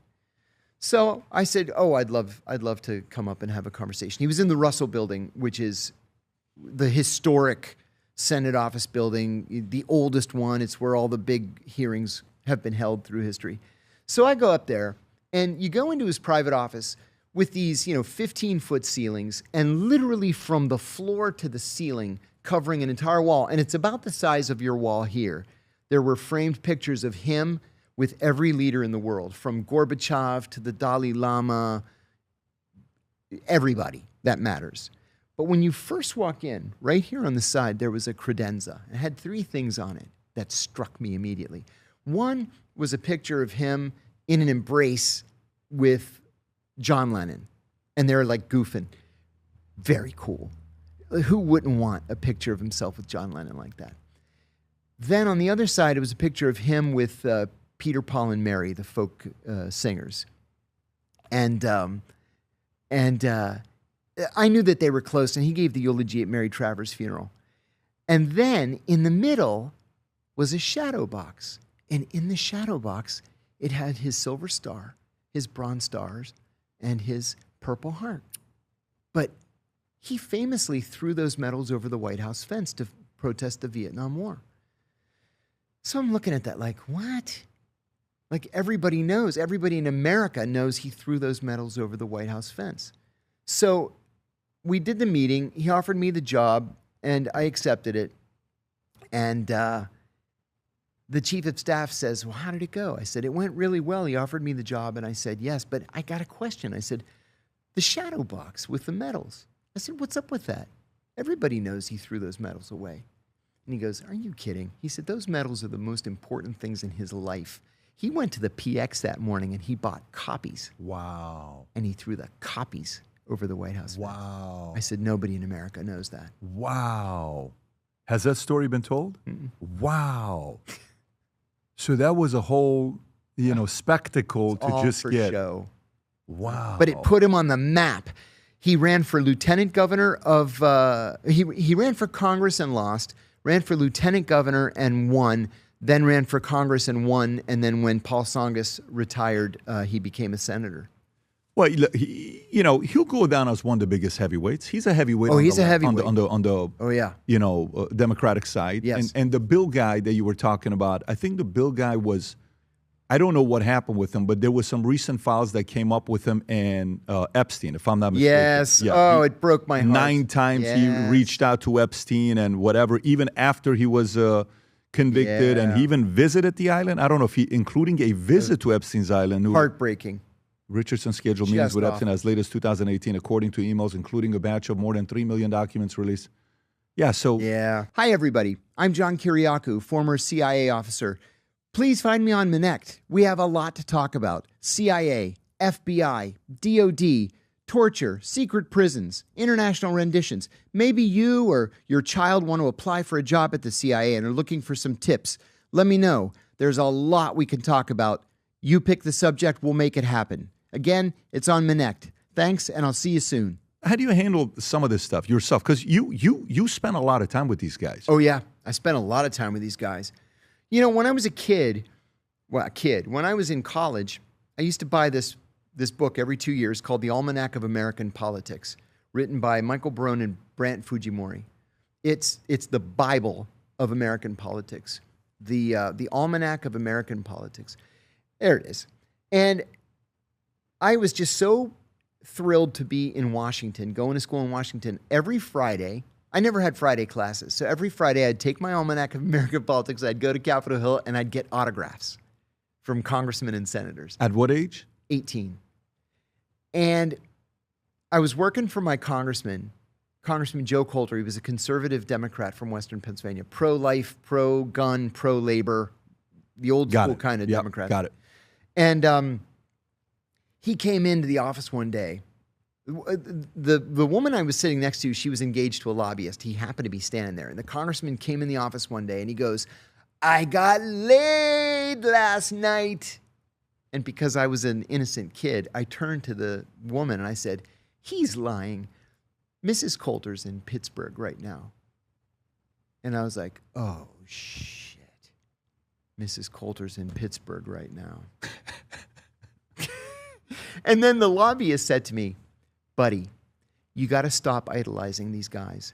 They're all scumbags, and they all put their pants on one leg at a time." Wow. And that was the first time that I ever started putting these people on Capitol Hill into perspective. Who was the one that at least maintained some strong that's an easy character one. and values and principles? That was John McCain. John McCain became a hero for me. John McCain, of all people. the name. Really? Of all people. I know. People kind of look at me oddly every time I say this. But just as an example, 6 weeks before I got out of prison, I was allowed to call my wife every other day for 15 minutes. So 6 weeks before I got out of prison, I called her and I said, "How's your day?" She said, "It's great." And I said, "Really? Why great? What made it so great?" And she said, "The Senate torture report was released today, and it proved that everything you said was true." And she said, "John McCain got up on the floor of the Senate, and he named you by name, and he said that if it wasn't for you, the American people would have never had any idea what the CIA was doing in their name." This is the waterboarding. The waterboarding, yeah. That you became the whistleblower, and I think Obama's the one that came after you, right? me. He prosecuted 6 of you guys. He Eight. is 8. I was the more sixth. than all the presidents combined. 3 times all previous presidents combined. 3 times in American history. Unfreaking believable. The Espionage Act. Was it the Espionage Act? The Espionage Act. So you were the 6th out of the 8. I was the 6th out of the 8. The Espionage Act was written in 1917 to combat German saboteurs during the First World War. Between 1917 and 2009, 3 people were prosecuted for speaking to the press. Just under Obama, 8 of us were prosecuted for speaking to the press. 8 of us. I remember a friend of mine at the White House saying, "Be careful of this guy. Obama has," his words, "Obama has a Nixonian obsession with national security leaks." And I said, "Why?" He said, "Because John Brennan's whispering in his ear every single day, prosecute, prosecute, prosecute." And so he did. 8 times. So you're going through with your wife, 15 minutes. Hey, you won't believe McCain had your back. McCain, got up on, he named you. And when I got out of prison, well, you know what? Before, when I was working for Kerry's office was directly next door to McCain's in the Russell Building. And every time Kerry and I would be walking out of the office, like for a vote, McCain would be walking out of his office, and he would always go out of his way to come and shake my hand. How are you, John? I'd say, doing well, Senator. How are you doing? And we would always shake hands. And then Kerry one time said, why don't you and McCain get a room or something? And I said, no, he's serious. He's a sincere guy. They had this weird love-hate relationship between them. They respected each other, but they didn't like each other. And I said, no, McCain's a sweetheart. He really is. When I got out of prison, this is the especially painful part. I got out of prison. I was out 4 or 5 days, and I get a call from a guy on McCain's staff, a very serious guy. And he says, Senator McCain says, welcome home, and he wants to know how he can be helpful to you. And I said, oh my God, tell him thank you so much. He can be helpful by giving me my pension back. I said, these Obama people confiscated my pension, 20 years of proud government service. This is a $780,000. Correct. Yep. So my attorney, who's also one of my best friends, was the deputy attorney general under Reagan. And he said, I have an idea. We went up to meet with McCain's people. He wrote an amendment, and it was hilarious. It was like one sentence. And it said, every American who had his pension confiscated for violating the Intelligence Identities Protection Act between October 1st and October 31st, 2012, shall hereby have that pension reinstated. I'm the only person in the world. So McCain says, I'm going to slip this into the National Defense Authorization Act. He said, that thing's like 3,000 pages long. Nobody reads them. He said, I'm going to put it down in the bottom. Nobody's going to pay any attention. We're going to get you your pension back. So he said, I said, well, but it's going to be in the Senate version. It's not going to be in the House version. He said, I'll get myself appointed to the conference committee, and I'll ensure that it is in there in the final bill. And then he got brain cancer. And so he couldn't be on the conference committee. He was too sick. And so they pulled it out. And 3 pages all the way in the back, and they pulled it out. The 780. And they pulled it out. So here I am. For you, McCain is number one on the list. Yeah. Go with the stuff that we're talking about, the Espionage Act. Yeah. And the stuff that Obama did. Go to FISA, because FISA goes back to what? FISA starts off with Ted Kennedy, if I'm not mistaken. Yeah. And he pitches it and he proposes it. And I think Carter comes in. And the concern at the time, this is right after Watergate, if I'm not mistaken. So, okay, this is the way for us to catch terrorists. And then Obama ends up using that to go after people like you, and also going after people like Trump. And then we're seeing... Look at Carter Page, the poor guy. Exactly. What they ruined his life. Yeah. You know, you make a very important point here that bears repeating. FISA is not new. FISA has been around since the Carter administration. Ted Kennedy was instrumental in the passage of FISA. They believed back then that there was a real danger of, foreign involvement in American political machinations. And so they passed FISA that would allow this secret court that sits on the top floor of the Justice Department. It's off limits to everybody. The judges are constantly rotating in and out. They're sitting federal district court judges from around the country. And the CIA and the FBI can go there and say, we need a secret warrant to tap the phones of, X, Y, and Z people. And they get it. And there's nothing in writing, nothing that can ever be released to the American people. So you don't have any idea if maybe there's a FISA warrant on you. There's not supposed to be, because you're an American citizen, but so is Carter Page. These are supposed to be warrants on foreign nationals in touch with Americans. Well, when the FISA court turns down something like whatever it is, 19/100% or whatever, where's the oversight? Who exists in government to say, wait a minute, this is wrong. You're abusing this program. To make it worse, Section 702 is being debated right now. Section 702 is something that has to come up for reauthorization every 2 years. And what Section 702 does is it allows these continued secret, here it is, secret warrantless wiretaps on people. But again, on whom And what's the threshold? We don't know what the threshold is. Nobody will tell us. And so you get somebody like Carter Page, who, was doing what he thought he was supposed to be doing as a, mid-level Trump campaign person, talking to an Australian ambassador, and the next thing he knows, or he didn't know it actually. The next thing he is experiencing is he's under investigation. There are FISA warrants against him. And then the FISA warrants were repeatedly renewed, even though there was no evidence that he had ever committed a crime. I think many Americans believe, that this was done at the behest of John Brennan.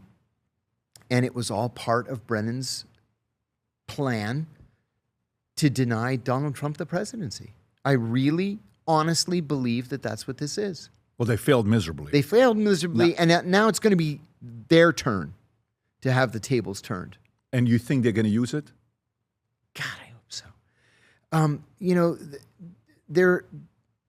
There has been news this week about Cash. You're talking about, Todd Blanche, what they're doing. Yeah, I'm genuinely worried now that they're not going to prosecute John Brennan.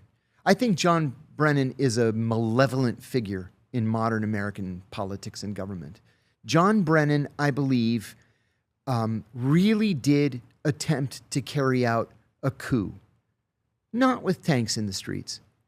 He tried to do it through rumor and innuendo, and he tried to deny Donald Trump the presidency. He tried to deny, the choice of 51% of Americans.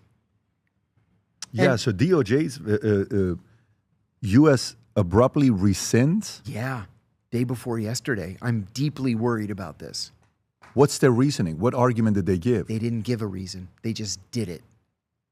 Just as they named Joe diGenova. Do you remember Joe diGenova? He was a U.S. attorney under Reagan. He's a real go-getter, like a real thinker. But he's kind of, he's an older guy now. He's in his 80s. diGenova. Yeah, Joseph diGenova. Strong Trump supporter. And just at the beginning of the week, he was named the lead investigator in the Brennan case in South Florida, which was great. He's a giant. But then all of a sudden, these subpoenas were rescinded. Why do you think? Speculate. Why do you think? I've been told that the alleged crimes that are being investigated are what are called process crimes. Crimes you and I probably already committed 3-4 times today without even knowing it. Those are really hard to prosecute because then you have to argue criminal intent and, one of them is lying to Congress. Yeah, that's a crime. Almost nobody gets prosecuted. All the Trump people did because the Democrats, lost their minds at the end of the first Trump term. But that's one of those ones that, grand juries are kind of loath to put people in prison for. I have argued that the Justice Department should be looking at a conspiracy charge because clearly there was a conspiracy to deny Trump the presidency. And if there is a conspiracy, just the fact that you're covering up the conspiracy ought to be enough to reset the statute of limitations literally every single day. And that's a serious crime. That's, you could get 10 years in prison, 20 years in prison, whatever it is, for conspiracy. Yeah, part of it I'm thinking, so the FISA, if, concerns some people, well, he could have stopped it. Why didn't he stop the FISA? And, he knows this isn't, That's an what's issue. going to happen for the next president Yeah. to come in that they're going to investigate. But then the part you have to think about to say, so you want me to stop it now after they used it against me? Right.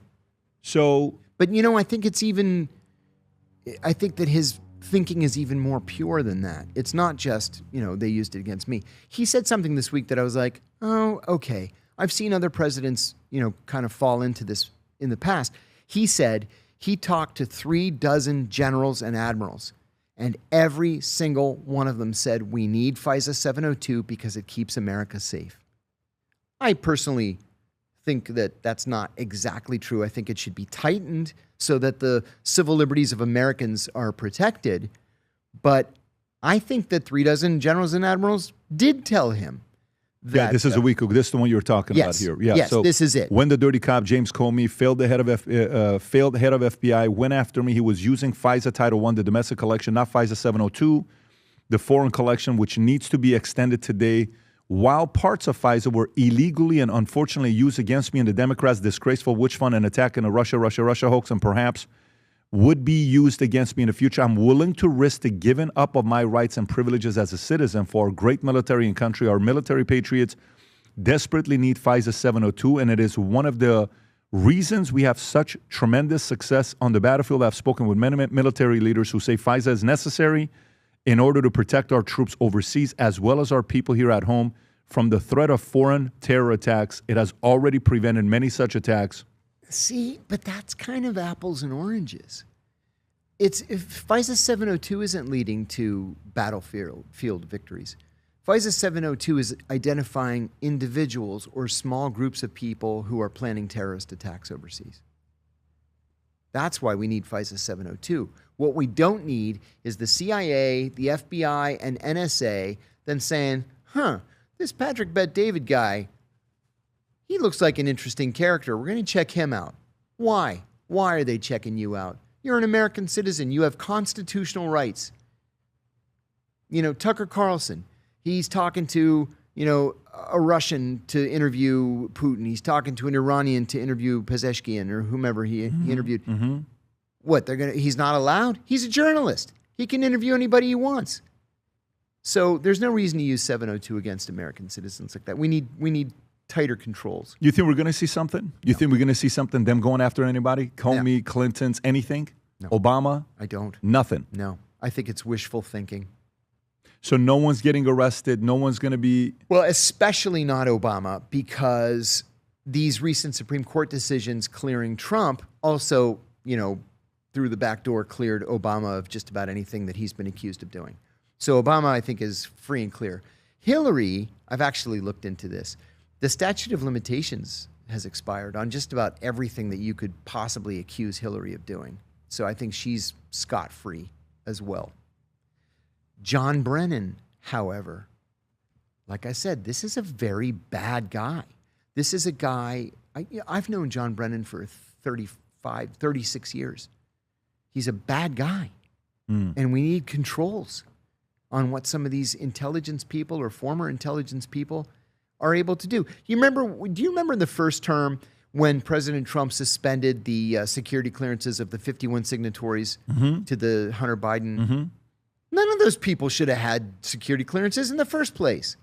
If you retire from the CIA and then you go to MSNBC to be a talking head, why in God's name do you have a security clearance? Still. What do you need a security clearance for? So you can parrot it back on MSNBC?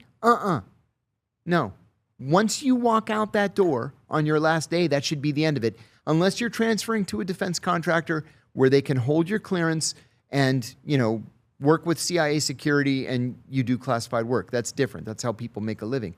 But to go to the media, not a chance. None of them should have had security clearances. I'll tell you what, I knew every single one of the 51 of them that signed that letter. Every single one of them. None of them should have had a security clearance. Why do you say that? Because they became political people. Got it. Pat, time was, you're going to laugh when I tell you this. When I first joined the CIA, I had literally no idea the political affiliations of the people that I sat with 10 hours a day. No idea. It never came up. It never needed to come up. We were there to serve the American people.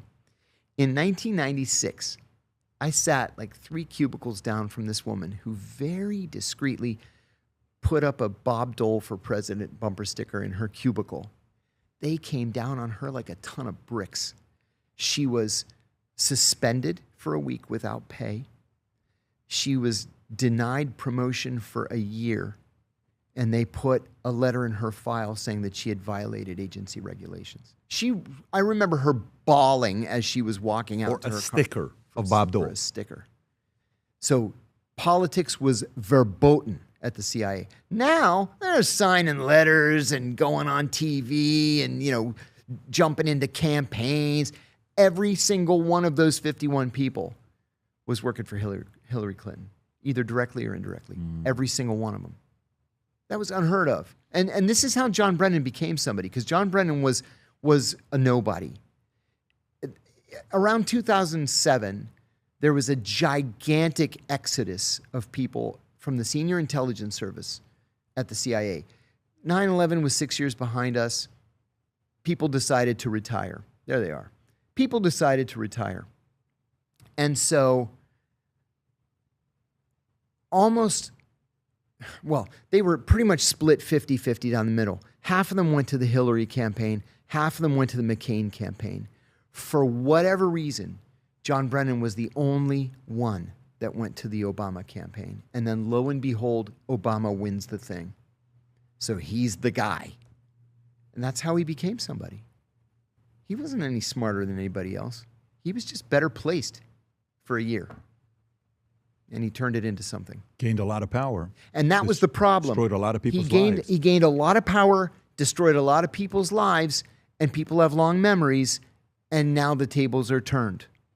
If they do something. The reality is, if they do something, which, okay, so to me, the way I process this with FISA on why they're doing this, it's an insurance policy to keep everybody in check for the next 2.5 years. Yeah. That's the way I look at it. Because at the end of the day, what's your over-under? If you're a gambling man, what is the likelihood that the president is going to pardon everybody, including his family, the last month before he leaves office? I hope he does. So 90%? I hope so. I think so as well. I hope so. I think so as well. And I'll tell you why. I'm biased. And I will freely admit my bias. Oh, I didn't see that. Thank you for that. Trump promises mass pardons to staff before leaving office. I have been working very hard to get in front of the president, figuratively speaking, because I've asked for a pardon. I filed the paperwork. I did all the right things. I've talked to everybody I can possibly talk to. Yesterday, I discovered, do you know what Kalshi is? Of course. So I discovered my name on Kalshi. Like, how likely is it that I'm going to be pardoned? Really? Yeah. And so there's a Kalshi on you? And it's actually, my odds are pretty good. My odds were 20% the other day. There I am. 19%. It wouldn't let me bet because it said I have a conflict of interest. I tried to put $20. It said no. What? How much money's been volume is $152,000. So it's a real thing. Yeah, it's a real thing. Okay. So I'm praying to God every night that that Donald Trump wakes up and says, this Kiriakou guy, the Obama people screwed him, and Brennan screwed him. I had 5 seconds with the president at Mar-a-Lago a year and a half ago. I went with a friend of mine for lunch, and sure enough, the president walks in. Everybody politely applauds, and he waves and sits down. He has lunch. He was with Mark Zuckerberg, and finally he gets up. And they tell you when you're walking in. I know you've been there. They tell you when you're walking in, no pictures, no videos, no hats, and don't ever approach the president. If he wants to talk, he'll approach you. So I'm with my buddy. We both want pardons, and. Very honest. We're here for a pardon. And so he gets up. I'm like, oh my God, he's going to come over here. So he comes over to our table. I jump up and I said, Mr. President, my name's John Kiriakou. I'm the CIA torture whistleblower. And then I used my go-to line. I said, Barack Obama and John Brennan ruined my life, and you are the only person who can give it back to me. And he goes like this. He goes, Tucker Carlson told me about you. And I said, yes, sir. Tucker's been a great supporter. And Judge Napolitano, Dr. Phil, a couple other people that I mentioned, they wrote a letter. And he said, talk to Pam Bondi. She'll get the paperwork done. I said, thank you, Mr. President. He moves on. I didn't have any path to Pam Bondi. I have, a friend of a friend of a friend of Pam Bondi, and nothing happened. But, I've been able to speak with the U.S. pardon attorney, a lovely, lovely man, named Ed Martin, and a couple of other people close to the president. But there's literally nothing else I can do. I don't know what to do. What would a pardon do to your life? It would give me my pension back. That's it. And give me my gun rights back. Pat, I want my guns back. So wait a minute. You haven't been able to carry since. Felon with a gun is a mandatory 5-year minimum. Mandatory 5-year minimum. Yeah. Felon with a gun is a mandatory 5-year minimum. No Got it. questions asked, straight to Got it. prison, 5 Got it. years. So you want your Second Amendment rights back, and you want your pension back. Yes. So if you get the pardon, what's the next step for you? Do you just go in and say, "I got the pardon. Can I get my pension?" My kids and I have talked about this. I said we're all piling in the car and we are driving directly to the gun show at Dulles Airport Expo Center with wads of cash, and I'm buying guns. Good for you. So 2 things: pension and guns. Pension and Tell guns. you, there's a third thing, but I've dealt with it. I lost my voting rights for life. So I was going through the process, like, how do I get my voting rights back? Terry McAuliffe was the governor of Virginia at the time. So I went online, Virginia Secretary of State's office. Are you a felon? Yes. I want my voting rights back. I fill out the form, and I just send it in. It says, you'll hear in 2 weeks. Well, like 3-4 weeks passed, and I hadn't heard anything. So I just called the toll-free number, and the guy's like, okay, what's your social security number? So I told him, and he's like, oh, like he sees on the screen, right, yes, you're in process, so just hang on. I said, oh, okay, thank you, great. I hang up. Like a week later, 7 o'clock in the morning, my doorbell rings. I was getting the kids ready for school. So I go to the door, like, who in the world's going to be at the door at 7 o'clock in the morning? And it's a courier from the governor's office. He's got this big envelope, this like hard cardboard envelope, and it's a decree with the big gold seal. It's a state pardon. I hadn't even applied for a pardon. But Terry McAuliffe, God bless him, I never met the man, but he pardoned me. He must have followed my case. And so I got my state gun rights back, which is a nice gesture. But what? I buy a gun, I get arrested, and I say, well, the state of Virginia allows me to carry a gun. Yeah, but Doesn't mean Washington, D.C. doesn't. Right, so that's what- So 5 years mandatory minimum. Still with that. Yeah, well, interesting that I mean, your story was everywhere. When you came out, it's not like it was the story for I don't know how long, Yeah, it when was. everybody around the world was following it. Last night, I'm showing my wife. I say, so who are you talking to? I said, John Kiriakou is coming back. It's, oh, really? Yeah. So tell me a little bit more about John. I said, babe, let me tell you what he was known for, waterboarding. Says, my wife, who is not following everything that's going on, she's not the one that follows everything politically. She says, tell me more about waterboarding. We went and pulled up a clip of Chris Hitchens, Chris Hitchens. who said waterboarding is nothing. no big Waterboarding is deal. not a big deal. Have you ever seen this clip, Rob? He's laying there, and they put a towel over him. He says, I'll be able to breathe. And he tries to do waterboarding himself. Yeah. You got to fast forward it because it's a 5-minute clip. Keep going, keep going, keep going. It's, I think that's the part where he jumps up. Yeah. This is it. Can we even show this? Well, let's do it anyways. So they're waterboarding him. He said he lasted 17 seconds right there. 17 seconds. And you know what he said? Do you know what happened afterwards?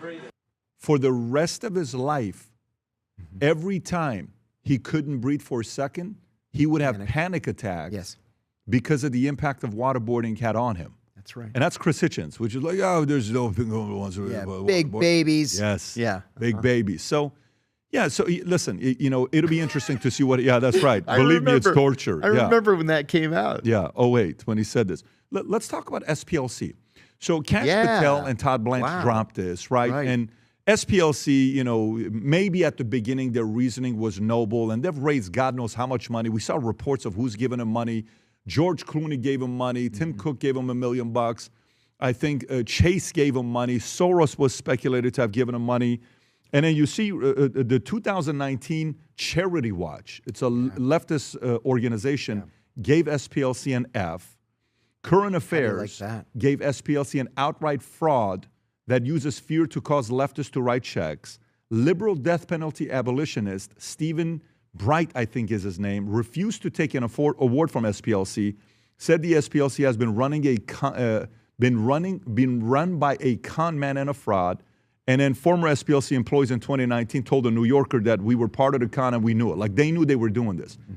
What do you know about it, and why is this such a big deal of what Well, happened? when I first saw the push notification that the SPLC was being indicted on felonies, multiple felonies, Yes.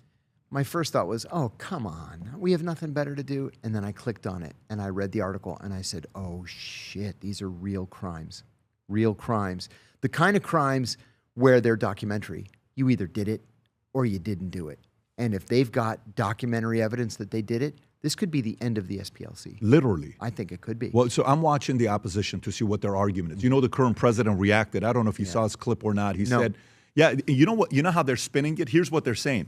They're saying this is so unfair because this was our way of paying informants to learn more about the organization. I knew they were going to say that. Yeah, that's what they're saying. Like journalists who buy one share of stock Yes. so that they can go to the stock holders meeting and, you know. They're spinning it in a way to say, shame on them to do this. These are people that are doing great work. That was the guy who responded, claiming that's what they're doing in the past. So what do you think about that? I think that is weak because what they're being accused of doing is giving money to the Ku Klux Klan, giving money to Nazi groups, you know, laundering money. There are very clear laws, very specific laws about money laundering. You know, you can't do it. You can't do it. And so why launder it in the first place? Again, what the Justice Department is accusing them of doing is documented. And so they're going to have their day in court just like everybody else. And they can make that argument, certainly. Yeah, I saw lists of Moms of Liberty was on that group. Right. I think we had the leader of Moms of Liberty on the podcast, Rob. If I'm not mistaken, she was phenomenal. They had TPUSA on that list. They had different groups, but they didn't have Antifa on that group. They didn't have, and even there's Rob, go to what's his name? Stossel. John Stossel. Can you go on YouTube and go to John Stossel? I want to give him credit on this. John Stossel has done a lot of work on SPLC. And just type in SPLC if you could. Just type in SPLC John Stossel, one from 2 years ago. That one right there. Go to about minute, and we'll give credit to John. If you want to go subscribe to his channel, Rob, let's make sure we put the link below as well. So if people want to go support him. So John Stossel, go about minute, keep going. I'll tell you, keep going, about minute 4. So keep going. No, that's not minute. That's minute 1. Keep going. Minute 4, Rob. Keep going. Okay, right there. Press play. Watch what they find here. Go ahead. Which is in offshore accounts, Caymans and places like that. How do you know? Oh, we look at their 990s. Pause it right there. The 990. The 990 shows that they were taking money. Press play. It's going to show Cayman. Islands? Right there. Now So the they're Southern Poverty Law Center calls groups that simply oppose sexually explicit content in schools anti-government extremists. Moms for Liberty and Moms for America are on the hate map because they dare do things like seek school board seats to try to stop districts from disregarding opinions Now keep of in mind, parents. Stossel Give is me not a break. Republican. He's a No. libertarian. No, he's a But libertarian. yeah, he's a libertarian. A well-known one. A very Yeah. well-known one, yeah. So, you know, if this goes, I wonder what the positioning is going to be. I wonder who's going to come out defending them. How much money did they have in the account? I don't know why I saw they went from 50 million to 100 million to 200 million. Oh, my God. What is the, how much total money have they raised? What's the total amount of, I don't know why I saw 720 million. Maybe that was have they total raised? They've raised a lot of money. Oh, there you go. Okay, total assets in 2024. Look at that. 786.7, and some reports noting it's 822. When I saw 720 million, I said they cannot be that powerful. That is Their endowment was shocking. 822. Shocking. Look at the kind of power you have with that, what you could do. Wow. Yeah, that's incredible. I got to say also on the 990s, I was the king of the 990s at the Senate Foreign Relations Committee. The 990s will tell you everything you need to know about an organization that you're targeting. Because to keep themselves out of trouble, they admit to everything, thinking nobody's ever going to look at the 990. So you guys looked at the 990s. Most organizations actually have it on their webpage. It's oftentimes hidden. there was only one time that I wanted to see a 990 that wasn't publicly available, and I just called the organization and I said, I'm the chief investigator from the Senate Foreign Relations Committee, and I need to see your 990. And they were like, please don't. And I said, no, I'm going to swing by. I'll give you a day. I'm going to swing by and pick it up. And their 990 must have been 150 pages long. I had never seen one more than a page or two. It was 150 pages long. I found nothing wrong with it, and I just dropped the investigation. So the 990 is what? It's a document that most tax-exempt organizations file every year with the IRS. It tells the government and the public how the nonprofit operates financially. Yep. It's got everything. It's like the crown jewel of the the tax forms. So okay. Rob, can you pull up who else gave SPLC money? Who are the biggest contributors of SPLC? I'm actually curious. I've seen some of the names. Tim Cook, $1 million. George Soros. Wow, George. So it took $106 million in donations just in 2024. 786 it funneled through it. I'm wondering, I got the Soros, I got the Clooney, I got the Tim Cook. Charles Schwab Charitable Foundation, Fidelity Charitable gave a lot of money. National Philanthropic. Yeah, I'm reading a book right now on charities because, when you gets to a point where family offices need to start charities and all this other stuff. The book I'm reading today, it tells a story of never, ever start a charity and leave the board to decide what to do with the money, because whatever cause you start today, you're going to lose control with the way it is, and 10 years later, they can change the cause they want to support. So maybe your cause was one thing, 10, 20, 30 years later, it could change to something else. So, by the way, let me ask you, if you still were at the CIA today, and you got the call from the director of CIA, and they said, John, I want you to go find out, because there's so much noise right now in the marketplace, I want you to go find out who is actually taking money from Israel, who's taking money from Qatar, who's taking money from these different organizations, whether they are trying to get people to give pro-Zionist messaging or trying to give pro-Islam, Sharia's not that bad, everything's okay, or socialism. How quickly would you be able to find that if someone's getting funded or not?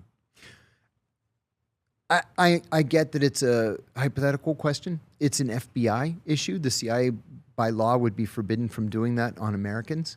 But you could certainly look at foreign nationals. The CIA could look at foreign nationals.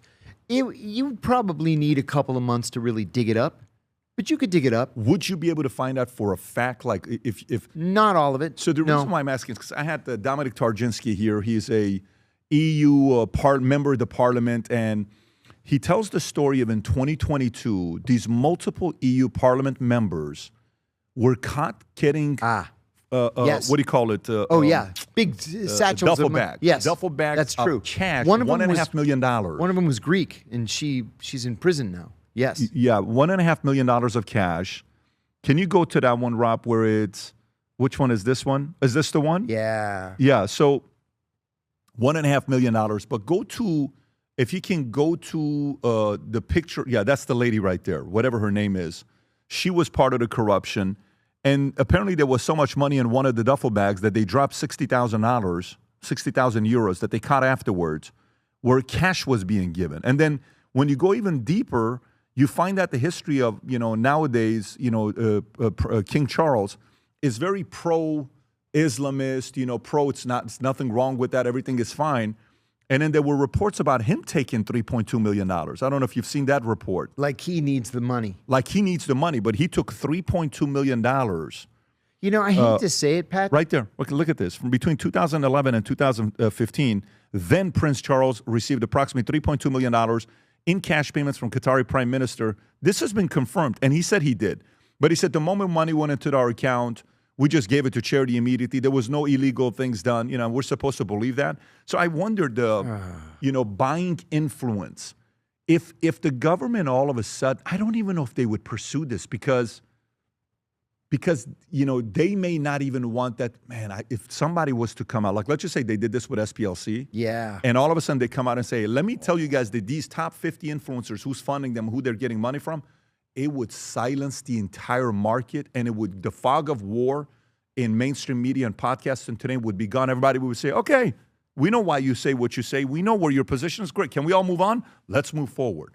See, and this is exactly why we need robust oversight. Rather than the cheerleaders on Capitol Hill that we have, we need people who are really going to provide independent oversight. Let me tell you a story, and forgive me that I have to sort of fudge the language a little bit, but I had a conversation with a senator a couple of days ago. He had somebody reach out, can you come up to the office? I said, of course. I go up there, and he's concerned about some documents. He needed to see some documents that were classified in the 1970s. Mm-hmm. I said, well, they should have been subject to mandatory declassification. We have a mandatory declassification law in this country. After 30 or 35 years, they have to be declassified unless they contain the names of a source or the methods of an ongoing operation. And he said, exactly. And they've never been declassified. And he said, I went to the CIA and they said, we don't know what you're talking about. They're not our documents. And it turns out that they're Senate documents. Well, the Senate is not, the Congress is not subject to the Freedom of Information Act. And it's not subject, they always exempt themselves from their own laws, right? So no laws apply on Capitol Hill. They do anything they want. And so I said, well, why don't you go to leadership? And he said, I went to leadership. And they said they don't want to get involved in this fight between two committee chairmen. And I said, and the other chairman? He said, the other chairman told me to go screw myself. And I said, are you kidding me? And he said, no. He said, I don't know what to do. And we sat there for 2 hours, and we could not come up with a plan.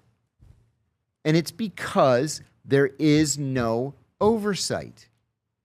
It's funny to me, you read the Constitution says that the government is made up of 3 co-equal branches, the executive, the legislative, and the judicial. But that's just not how we treat it. The legislative has ceded its authority to the executive. And so now if there's a Republican in the White House, Republicans on Capitol Hill are going to do everything they can to support the president and to pass the president's legislation. The Democrats have somebody in the White House, the Democrats in Congress are going to do everything they can to support the president. That's not what the Founding Fathers envisioned. 3 co-equal branches. And then what we end up with is these so-called oversight committees that don't oversee anything. They just egg them on. Yeah, it is so. I think the part with America that when I hear people that are tired, I'm like, what are you tired with? What are you most upset with? I just don't think there's any accountability. That's exactly what the problem. Yeah, I just don't think there's any accountability. What do you mean? It seems like they're all on the same party. It seems like they all protect. You hear that message, right? You can't have that because that's not good in a democracy. If there's accountability for the average person that does something and then there isn't for the other guys, what are you talking about? Yeah, no, there's not. So I think this administration, a story came out. I don't know if you saw the story came out yesterday saying that, again, it's a leak, that they want Tulsi to resign after midterms. Okay, so they want Tulsi to resign after midterms. All right, that story was leaked. I don't know if it's even a story there or not. There you go, yeah. Director Donald Trump reportedly wants the director of national. Okay, who knows what these stories are? Like we asked you earlier, what stories do they leak, what do they not, and you kind of test the market. Yeah, exactly. Who knows what this is, on how they're dropping a story. But to me, if there's anything, this administration has a shot at increasing the score the people have in the CIA, in the FBI, in the U.S. government a little bit more. Because the way it dropped after Kennedy is oh my God. It's like a massive, from 72% trust in the FBI. Can you pull up the history of trust in the U.S. government or trust in the FBI or trust in the CIA? And then Watergate. And then Watergate, one by one. There's a chart, Rob. If you go back and just go to images, you'll see it. Yeah, it's one of those that shows the high was 72%, and I don't know what. Yeah, zoom in a little bit if you could. Oh, it doesn't go all the way back. It doesn't go all the way back. So that goes from 97. The one I'm looking at is from the 60s.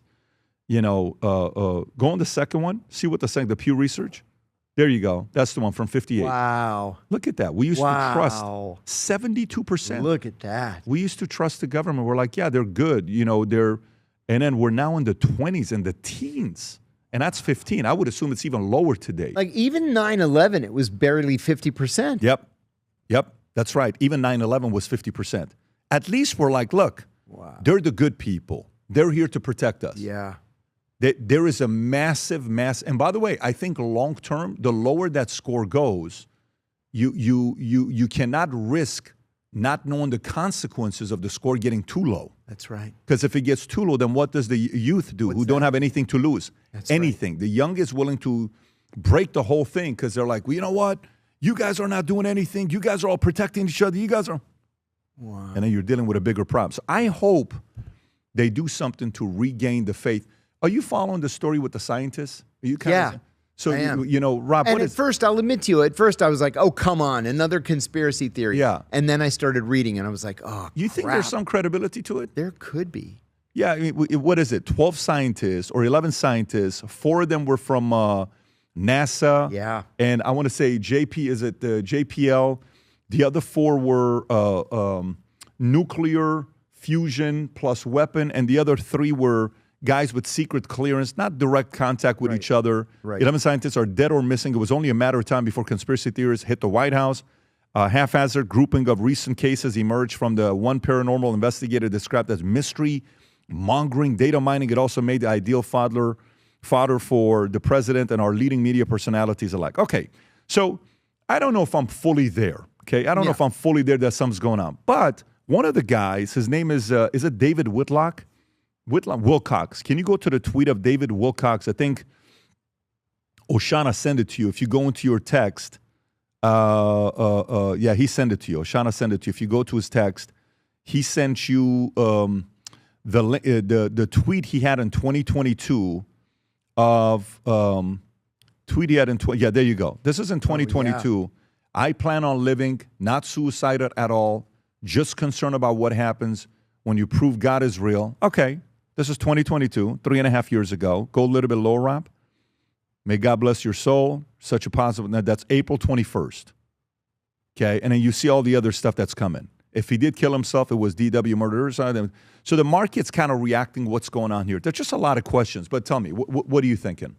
I think it bears investigation. Listen, the Israelis have been killing Iranian scientists for forever. We probably kill scientists. Other countries likely kill scientists. I have no idea if these guys are connected. I mean, apparently, work-wise, they're not connected, but maybe there's a foreign actor out there that has a policy that requires, you know, a technological setback, and you do that by killing scientists. I don't know. Rob, what do you know? What do you know about the 11 scientists? Because they're saying they were working on stuff. They had certain patents. They had certain things they knew about. You know, some of it related to the UFO. I mean, you got to realize this is like a beautiful, you know, a playing field for guys that want to go into, you know, maybe there's something there. Maybe they're doing this. Maybe the aliens. Maybe they're hiding it from us. But you and I were joking before we went on about Minnect. Well, maybe it wasn't you. It was one of the guys. We were talking about Minnect, and a lot of the requests that I get on Minnect are related to UFOs. And I always say the same thing. My very first question on my very first day at the CIA, when I met my boss for the first time for lunch, where are the UFOs?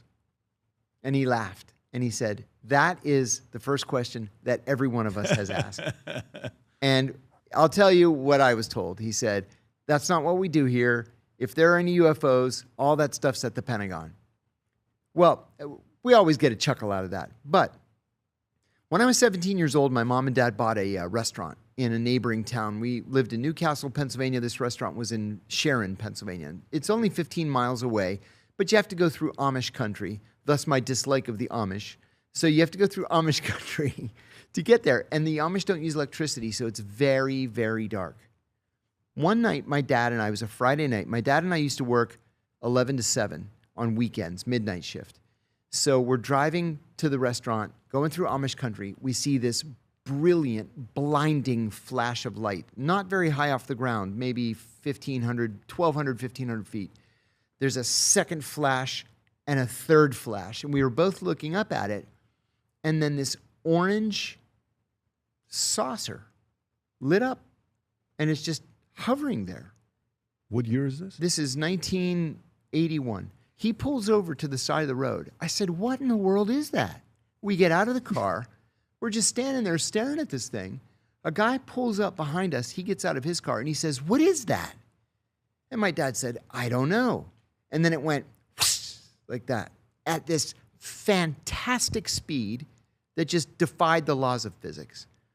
We get back in the car. We stood there for a minute waiting. Is it going to come back?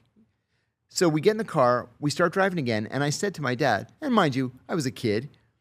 I said, so should we do something? Should we like call the cops or something? And my dad said, and say what? We saw a flying saucer and then it flew away. People are going to think we've lost our minds. And so we only told my mom the next day. We didn't say anything to anybody, but I have never forgotten it. In the meantime, I moved to Washington a year later. My uncle owned a restaurant in Old Town Alexandria, Virginia. His son was an F-15 pilot or whatever it was, F-16 pilot. And I mentioned this to him, like, oh, I saw the craziest thing last year. I saw this flying saucer with my dad. And he said, oh, we see those things all the time. He said, one time I saw one shoot up out of the ocean. And I said, you kidding me? He said, no. We said, we fill out these forms. They're classified. We send them to the Pentagon. He said, every pilot has seen them. What? This is crazy. This is crazy. Every pilot has seen them? So not every person who seems crazy is crazy. Yeah, I mean, do I believe that's... And I wonder, 81. 81, how advanced were we with drones in 81? I know, right? Had we even 81. Thought of drones by 81? I don't know. I don't know. When did drones become public and available to the public? What year did drones become available to the public? So that's it. You're talking 81. 20-something years? That's right. Before. So it's not like,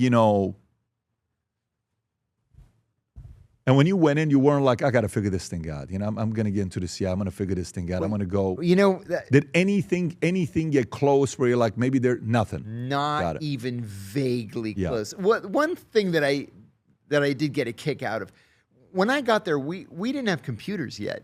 I'm embarrassed to even tell you. We had IBM Selectric 3 typewriters at our desks. And then we got these big boxes called Delta Datas with a little tiny green screen. And Delta Data. Go to image. Oh, there it is, Delta Computer. Go to images. They had these little green screens. There they are. There's the Delta Data. So that's the one. That's the one.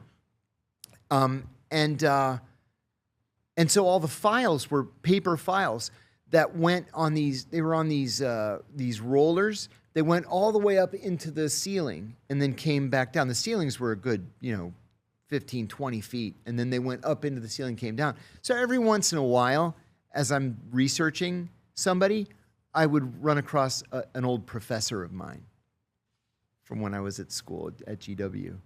And but no, nothing. No, nothing on UFOs. Not a word. Not a single word. It's funny. I just pulled up the story on these 11 scientists. Rob, what did you pull up? Did you pull up anything on the scientists? Because what it's telling me is, 10 to 12 scientists who have either died or gone missing since 2022. Many were high security fields, nuclear research, aerospace, NASA, FBI, Department of Energy, NASA, White House are involved in a coordinated review. The Congress launched a probe calling it potential national security. Really? Threat. Some officials have floated possibilities like foreign intelligence involvement, China, Russia, Iran security breaches, or just unrelated incidents being grouped together. A NASA nuclear engineer, Joshua LeBlanc, was found dead after being reported, adding the list and raising urgency. Important reality check experts saying no confirmed link between the cases. Many deaths have been explained. Accident, suicides, illness. The pattern may partly be internet-driven narrative building. Sure. One of the stories is about a William Neal McCasland. McCasland, right there. So that's one of the stories that prompted everything. If you can just go to the New York Post story right there. Retired Air Force general, worked on classified aerospace programs, disappeared in 2026. So he's one of the stories. And the other one is Amy Eskridge. Amy Eskridge, there you go, right there. Amy Eskridge was a researcher into advanced propulsion, anti-gravity concepts.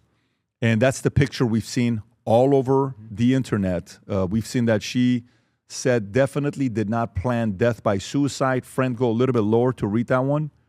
Where do we have it? Amy thought she was a target. She thought she was a target. Research friend from Eskridge believed she was being targeted for her work in propulsion technology.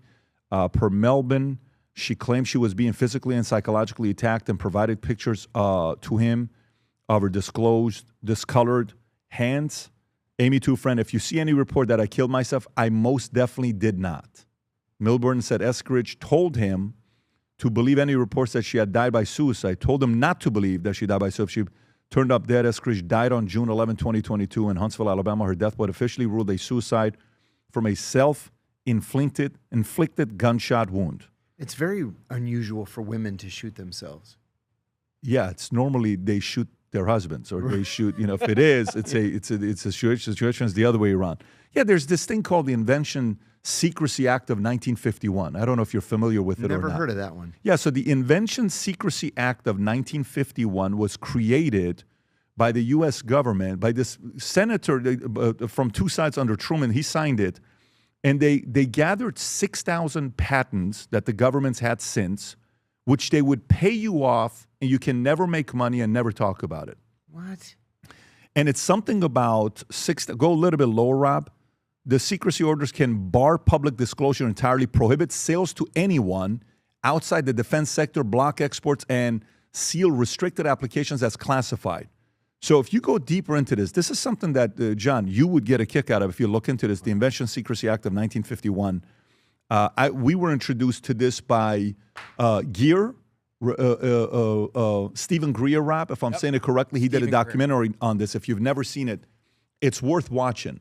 So this is where some people speculate that, some of these inventions could cure cancer. Some of the inventions would disrupt the oil industry because cars could drive based on just water. And so we don't need to do all this other stuff with oil industry. So, and there's some credible stories behind how people disappeared at the time. So I don't know. Is there some credibility to these stories? Maybe. I definitely would like to see journalists, investigators go a little bit deeper to see what happened here with all these people that are saying, I'm not suicidal, and then they disappear. So who knows? But if you're watching this and you have any questions for John Kiriakou, you got to help him get to the super heavyweight. He's very close. I know, right? Send him a Connect. He's actually very active and responds to folks out there. And John's also, you got a podcast that you do. Yeah, got a podcast. There's one that's kind of in flux, but the one I'm really, really proud of is on Apple Podcasts called John Kiriakou's Dead Drop. And it is, I'm proud to say, in the top 0.1% of all podcasts. Really? Yeah. Sick. It's taken off. Well, let's put the link below on the podcast. Let's put the link below. And John, as usual, every time we talk, I get a kick out of it because you're one. I don't know if you obviously know this. You're an incredible storyteller. Oh my God, you're an incredible storyteller. Thank you very much. It is not a easy.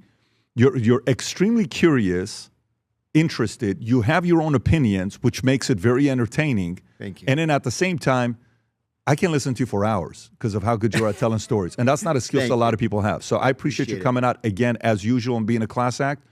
And I know we got a couple other things we're talking about. Maybe we'll do something where the audience can come to a live event and see you. I'm in. And that'd be great. I'm in. Yeah, I look forward to that. I love it. John, thank you. Thanks so much. Anytime. Take care, everybody. Bye-bye, bye-bye. Hi, everybody. I'm John Kiriakou, former CIA officer. Please find me on Connect. We have a lot to talk about. CIA, FBI, DOD, torture, secret prisons, international renditions. Maybe you or your child want to apply for a job at the CIA and are looking for some tips. Let me know. There's a lot we can talk about. You pick the subject, we'll make it happen. Again, it's on Connect. Thanks, and I'll see you soon.